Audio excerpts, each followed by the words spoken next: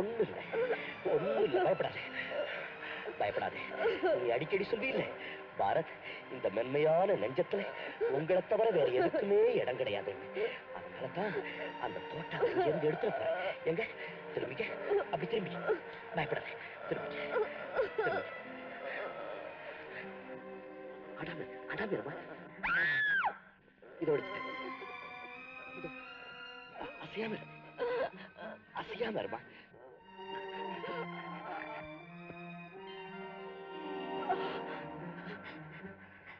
பாரத், என்ன மன்னிச்சிடுங்க பாரத். எனக்காக நீ இவ்வளவு ரத்தம் சிந்திருக்கிய, உனக்காக நான் ஒரு துளி ரத்தம் சிந்த கூடாதா? வசந்தி, திவான் என்ன சுட போறான்னு உனக்கு எப்படி தெரியும்? அவனுடைய கொடுமையான முகத்தை பார்த்தேன். ஏதோ ஒரு விபரீதம் நடக்க போகுதுன்னு என் மனசுல பட்டது. என் தெய்வத்தை காப்பாற்ற வேண்டியது என் கடமை இல்லையா? நான் உன்னுடைய தெய்வம், நீ இந்த தெய்வத்தின் தெய்வம்.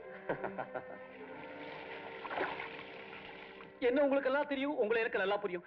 எப்பவுமே எந்த சமயத்திலையும் உங்களையே நான் நாய் மாதிரி சுத்திக்கிட்டு வந்திருக்கிறேன், ஞாபகம் இருக்கா? ஆனா ஆனா இப்போ இப்போ என்ன நீங்க தப்பா புரிஞ்சுக்கிட்டீங்க. மனுஷனுக்கு கெட்ட காலம் வரும், நியாயம் சகஜம். நானும் கொஞ்சம் ஜாக்கிரதையா நடந்திருக்கலாம். மறுபடியும் இந்த தப்பு நடக்காது. ஐயோ, துப்பாக்கி எடுக்கிறீங்களே திவான் அவர்களே, என்ன மன்னிச்சிருங்க. வாழ்க திவான்.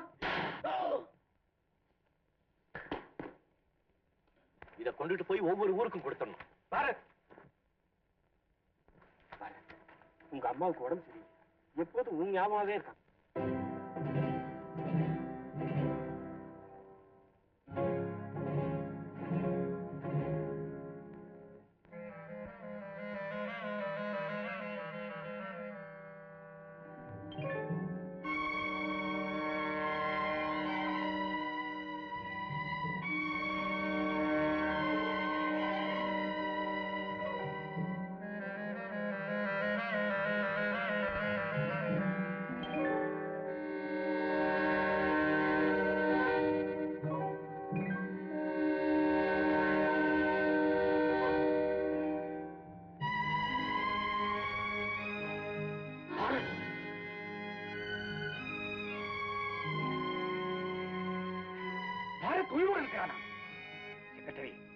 என்ன உளறுகிறேன்?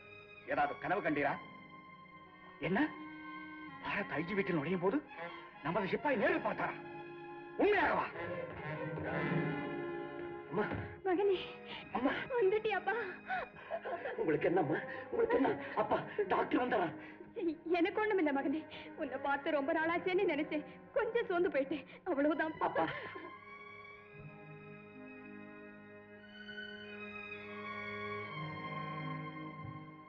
நான் என் நிலைமையை மறந்துட்டேன். என் தாய் தந்த 2 பேரையும் ஒன்னா பார்த்த சந்தோஷத்துல நான் அரசாங்கத்தால் தேடப்பட்டவர் ஒரு பயங்கர குற்றவாளிங்கிறத அடியோட மறந்துட்டேன். அப்பா, என்ன கைது செய்ய போறீங்களா? முடியாது, நீங்க இவனை கைது செய்ய கூடாது.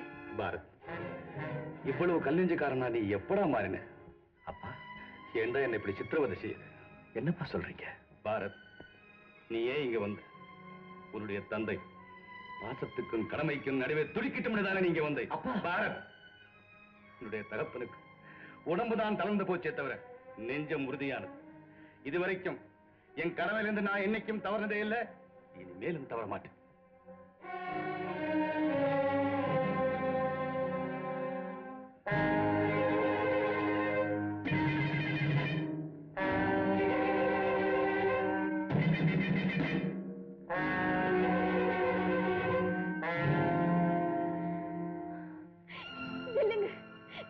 நீங்க அவன் கையில விலங்கு போடுறதை நான் அனுமதிக்க மாட்டேன்.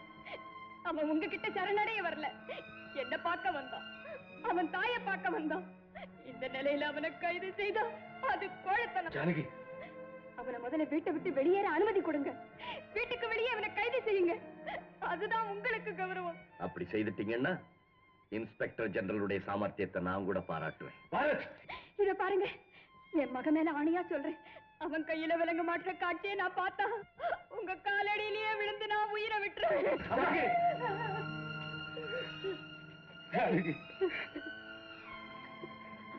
பாரத், நீ போயிடு. நீ வீட்டை விட்டு வெளியே போக நான் அனுமதிக்கிறேன். போயிடு பாரத்.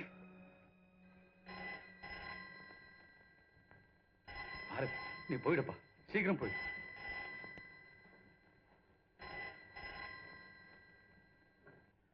எஸ், சந்திரசேகரன் பேசுறேன்.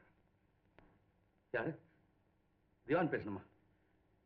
பேச சொல்லுங்க. மிஸ்டர் சந்திரசேகர், உங்க வீட்டுக்கு உங்க மகன் பாரத் வந்திருக்கிறதாக செய்தி கிடைச்சிருக்கு. உங்க கடமையை செய்திருப்பீங்கன்னு நினைக்கிறேன். என்னங்க என்னங்க என்னாச்சுங்க? Hello hello hello Bharat. Hello. பாரத்தை கைது செய்தாச்சா? செய்தாச்சு. தப்பிச்சோடாம பாத்துக்குங்க. நான் ராணுவ தளபதியை உடனே அனுப்புறேன்.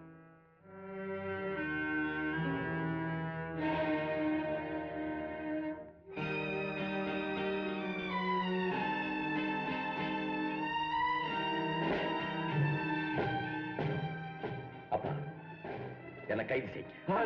இல்லம்மா, நான் இங்க வந்தது எப்படியோ திவானுக்கு தெரிஞ்சு போச்சு. அப்பா என்ன கைது செய்யலைன்னா அவருடைய பேருக்கு களங்கம் வந்துடும். அது என்னால ஏற்படக்கூடாது. கைது செய்யுங்கப்பா. இல்ல பாரத், நீ இங்க இருந்து போயிடு. நான் உன்னை கைது செய்ய மாட்டேன். அப்பா, உங்க பழிச்சொல்லுக்கு ஆளாக்க நான் விட மாட்டேன். கைது செய்யுங்க. இல்ல இல்ல, என்னால முடியாது. அம்மா, தகப்பனுடைய கண்ணியத்தை காப்பாற்ற வேண்டியது மகனுடைய கடமை. புருஷனுடைய பெருமையை நிலைநாட்ட வேண்டியது மனைவியினுடைய கடமை. உங்க கணவரை நீங்க தெய்வமா மதிக்கிறது உண்மையா இருந்தா அவருக்கு பதிலா இந்த விலங்க நீங்க என் கையில மாட்டுங்க. என் தந்தை நேர்மை தவறாதவர்கிறத மற்றவங்களுக்கு நிரூபிச்சு காட்டுங்க.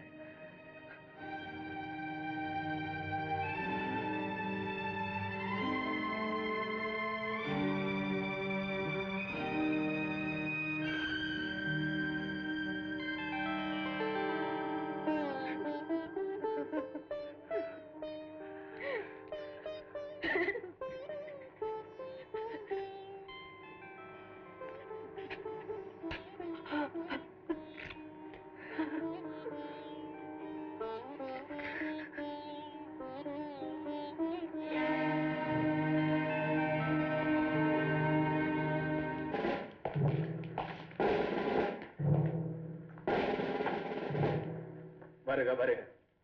நீ எப்படியும் ஒரு நாள் என்னிடம் வருவாய் என்று நான் வெகு நாளாக எதிர்பார்த்துக் கொண்டிருந்தேன். நான் உன்னை சந்திக்க வேண்டும் என்று வெகு நாளாக ஆசை கொண்டிருந்தேன். சந்தோஷம். இந்த சந்திப்பின் முடிவை பற்றித்தான் நாம் இப்போது விவாதிக்கப் போகிறோம். வைர நெஞ்சம் கொண்டவன் எப்படிப்பட்ட முடிவையும் புன்னகையோடு ஏற்பான் என்பது உனக்கும் தெரிந்திருக்கும் என்று நம்புகிறேன்.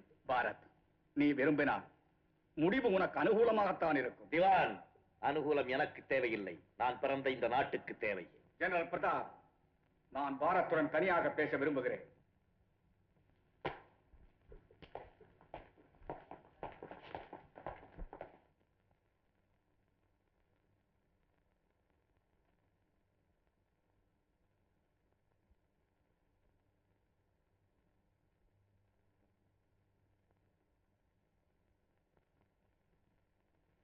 நீ உன் உயிரை காப்பாற்றிக் கொள்ள விரும்பினார் இதோ இந்த ஒப்பந்தத்தில் கையெழுத்திட வேண்டும். ஒரு முட்டாள் தயாரித்து வைத்திருக்கும் ஒப்பந்தத்தில் நான் கையெழுத்திட முடியாது. பாரத், மரியாதையோடு பேச நீ கற்றுக்கொள்ள வேண்டும். நாய்களுக்கும் பேய்களுக்கும் மரியாதை கொடுக்கும் பழக்கம் எனக்கு கிடையாது.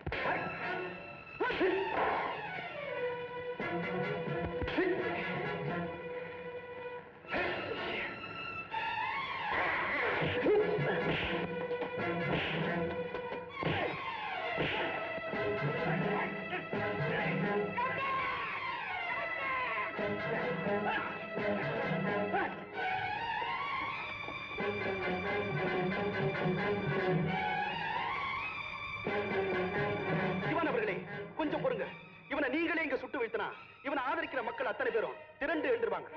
உங்களுக்கு எதிரா ஒரு பயங்கர புரட்சி உண்டாகும். ஆகையினால இவனை தேச துரோகின்னு ராணுவ கோர்ட்ல நிறுத்துங்க. உங்க அதிகாரத்தை பயன்படுத்தி தூக்கு தண்டனை அளிக்க. இவனை கொண்டு போய் ராணுவ கோர்ட்ல நிறுத்துங்க. ஜெனரல் பிரதாப், நாளை காலை 6 மணிக்கு இவன் தூக்கிலிடப்பட வேண்டும். அதுவே உங்கள் ராணுவ கோர்ட்டின் தீர்ப்பாக இருக்க வேண்டும். புரிகிறதா? Yes sir. சந்தன், உனக்கு ஜெயில் உள்ள வழியெல்லாம் சரியா தெரியுமா? என்ன அப்படி கேக்குற? எங்க அப்பா அங்க 10 வருஷம் ஜெயிலரா இருந்திருக்காரு. நான் 1000 தடவை அங்க போயிருக்கேன். சீக்கிரம் சீக்கிரம் 2 மணிக்குள்ள ஜெயிலுக்குள்ள நுழைஞ்சு பாரத்தை காப்பாத்தியா.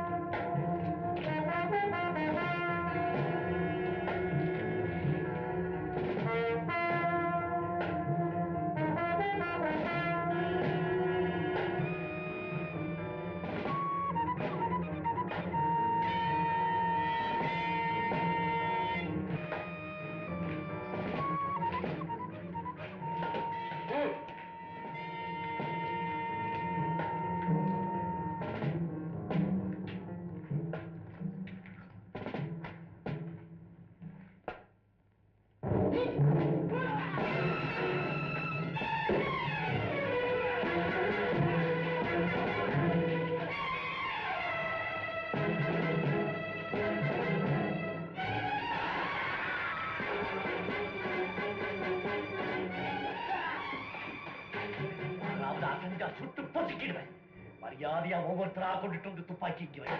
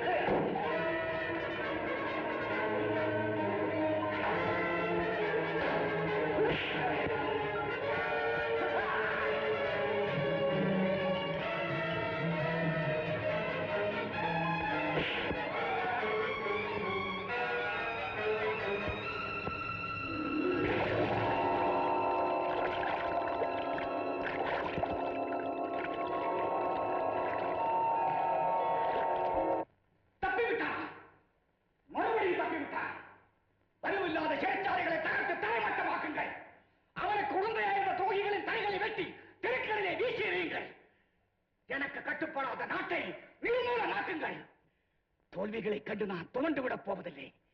என்னுடைய கௌரவம், என்னுடைய அந்தஸ்து, என்னுடைய அதிகாரம் ஒரு அற்ப மனிதனால் பறிக்கப்படுவதா?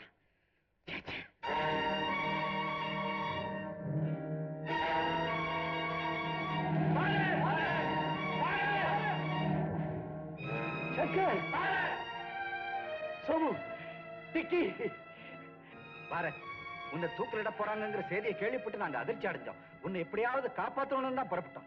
நீ எப்படி தப்பிச்ச பாரு, அப்புறம் சொல்றேன்.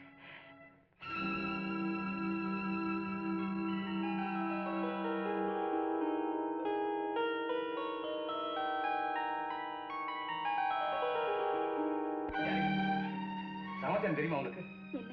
பாரத்தை தனி கோர்ட்ல விசாரணை நடத்தி மரண தண்டனை விதிச்சாங்க. கேள, அவனை ஜெயிலுக்கு கூட்டு போறப்போ எப்படியோ தப்பிச்சுக்கிட்டான். அப்பா, கடவுள் என் மகனை கைவிட மாட்டான்னு எனக்கு தெரியுங்க.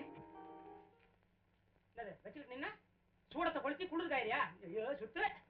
கல்யாண பெண்ணுக்கு முதல் இரவு, கல்யாண பெண்ணுக்கு முதல் இரவு, இவர் காணாத சுகத்துக்கு நல்வரவு. கல்யாண பெண்ணுக்கு முதல் இரவு, கண்ணாலே பார்க்கட்டும் வானிலவு. மோகினி சுவாமி, கண்ணாலே பார்க்கட்டும் வந்து காணட்டும் தேனிலவு கல்யாண பெண்ணுக்கு தொந்தரவு கொடுத்துக்குதான்